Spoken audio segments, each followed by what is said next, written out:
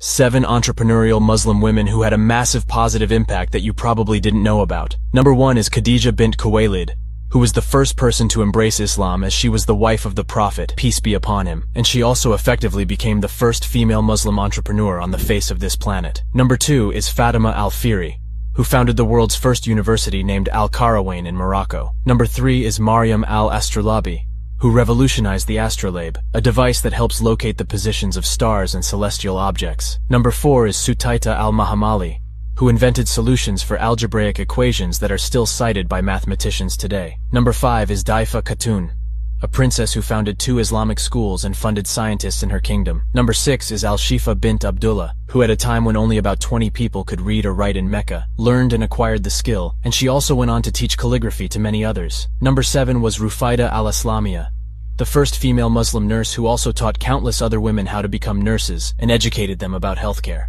Through the legacy of these 7 inspiring and entrepreneurial Muslim women, we can follow in their footsteps to actualize our vision and consider how we can make a positive impact in our lives and the lives of others.